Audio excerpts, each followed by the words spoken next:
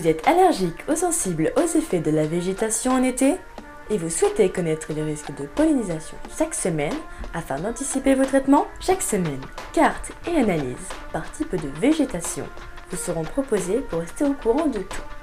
Alors, rendez-vous bientôt sur prévivouest.fr pour la météo des allergies avec les conseils et analyses d'un allergologue professionnel.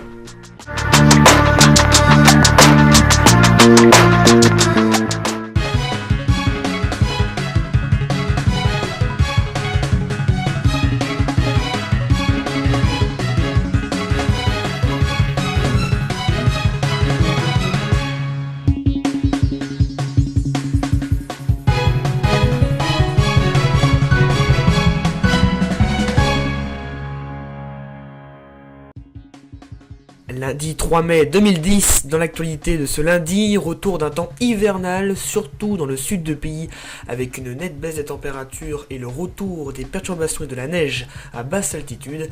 Et puis, comme d'habitude, bien sûr, nous ferons un point sur les températures relevées ce dimanche 2 mai 2010 dans le Grand Ouest. Le printemps est la période transition entre l'hiver et l'été, et pendant que les centres d'action se livrent une grande bataille, le temps et les températures peuvent varier énormément durant la période.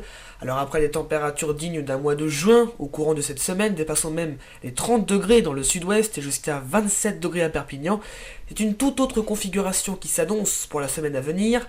L'anticyclone présent sur l'Atlantique s'étend jusqu'à l'Islande, l'air froid en profite pour glisser le long de celui-ci, arrivant sur la mer du Nord puis jusqu'à la France. Dans le même temps, une dépression se creuse en Méditerranée, générant de l'instabilité sur le sud du pays. Alors ce sont surtout les journées de mardi et mercredi qui vont être agitées sur la moitié sud du pays. Au programme, pluie en plaine, neige sur les reliefs et à très basse altitude du côté des Pyrénées et sur les Cévennes, 700 à 800 mètres seulement. Dans une ambiance hivernale, Mistral et Tramontane souffleront surtout mardi, 90 à 110 km/h, renforçant encore plus la sensation de froid.